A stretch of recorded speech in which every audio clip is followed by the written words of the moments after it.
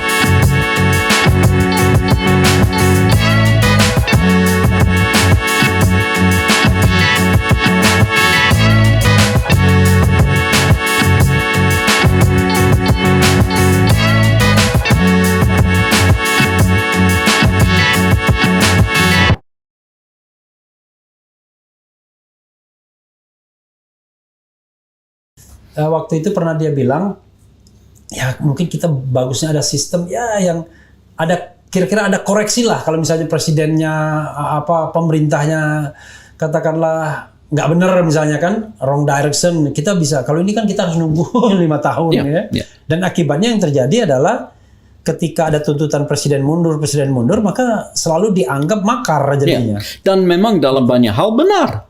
Karena presiden dipilih untuk masa baktinya 5 tahun jelas. Ada fixed term. Jadi sebetulnya suruh mundur apa urusannya? Nunggu kan? Nah, kalau itu sistem berbeda itu, tiap hari mau gonta-ganti Perdana Menteri, itu bukan krisis kenegaraan, bukan makar.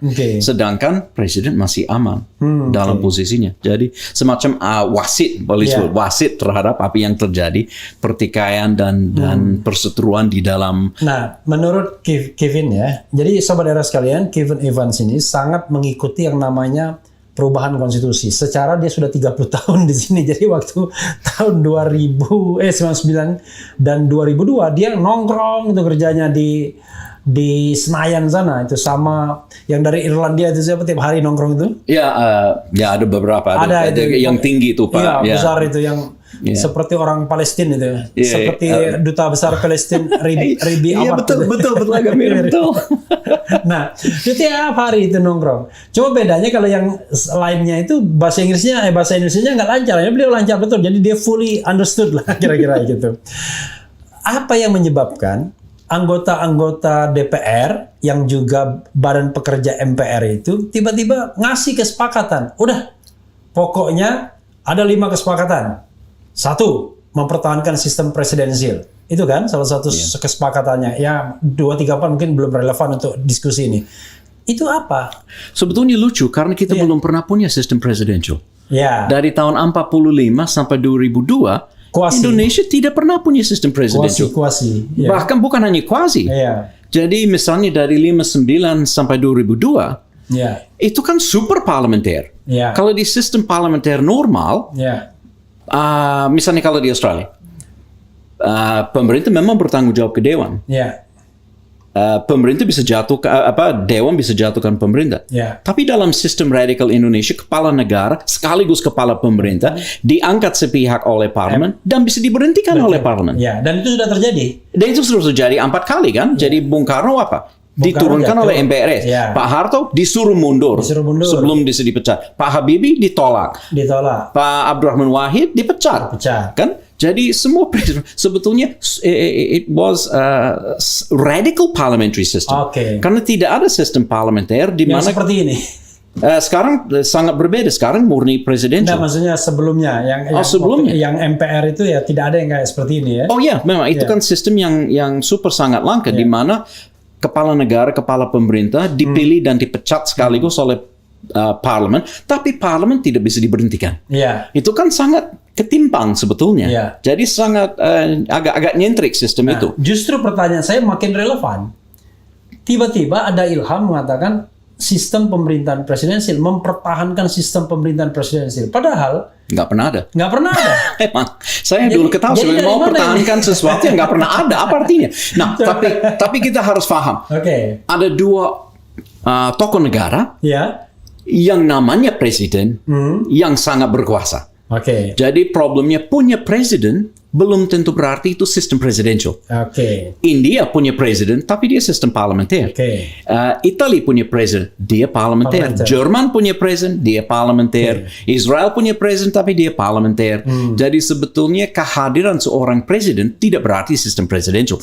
Yang diartikan presidensial adalah presiden sekaligus pengelola pemerintah. Jadi artinya dia double tugas itu. Nah, mungkin kalau dalam konteks double tugas itu ya berarti sah-sah saja kalau mereka menganggap Orde Baru itu atau sejak tahun 59 itu sistem presidensial karena presiden kepala pemerintahan juga kepala negara.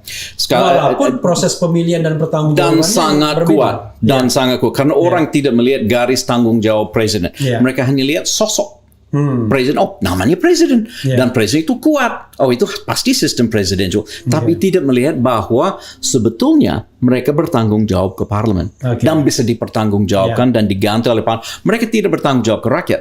Itu kan inti sistem presidensial, presiden dipilih kan. Jadi bedanya sistem dulu itu sistem parlementer.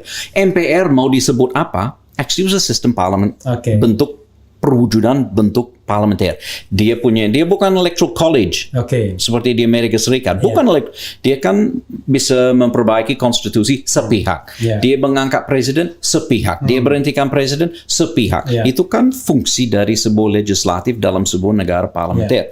Bedanya dia sendiri nggak pernah bisa dipecat. Jadi nggak fair dong. Jadi dia bisa mengangkat kepala pemerintah, tapi dia sendiri nggak bisa dipertanggungjawabkan. Jadi itu yang menjadikan sistem dulu agak ketimpang. Jadi itu radical parliamentary.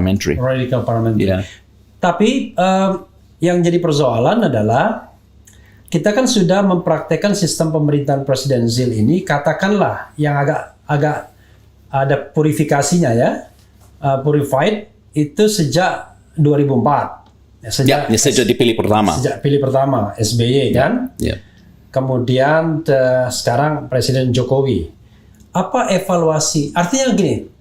Apakah Kevin masih berpikir bahwa ini belum yang ideal sejak 2004 itu?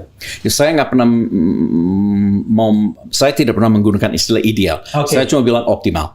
Karena ideal juga termasuk masalah semangat, aspirasi dan saya nggak punya hak di situ. Jadi saya cuma bilang yang optimal. Nah, yang saya cuma mau melihat secara struktural. Negara, jadi aspirasi bangsa ini menjadi negara adil makmur. Sistem pemerintahan mana yang lebih efektif untuk mengantar sebuah negara ke adil makmur.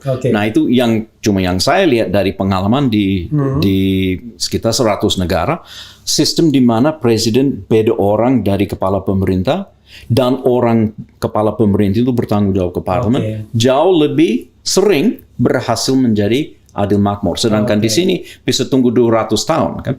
Kalau di Argentina, Chili kan 200 tahun merdeka kan. Jadi lebih lama. Jadi kalau kita kaitkan dengan pemerintahan hari ini dan judul yang saya buat ini, kelas Jokowi Perdana Menteri bukan Presiden. Ini bukan untuk menghina, bukan untuk katakanlah mendegradasi, toh di dalam sistem itu mereka berbagi tugas dan sama pentingnya. Bahkan to some extent Perdana Menteri jauh lebih penting karena dia kepala pemerintahan sehari-hari. Makanya kalau dibilang kelas Jokowi Perdana Menteri bukan presiden, itu bukan berarti merendahkan ya. Justru sebaliknya bahwa dia lebih menguasai hal-hal yang sifatnya teknikal dan lain sebagainya. Nah, kalau Kevin mengevaluasi model kepemimpinan Jokowi, kalau diterapkan kepada sistem tadi, ya, Kevin kan tidak menyebutnya parlementer, tapi primer presidensial. Jokowi ada di mana? Yang jelas, yang saya lihat, Pak Jokowi sangat efektif untuk mengegolkan satu agenda. Saya juga ingat.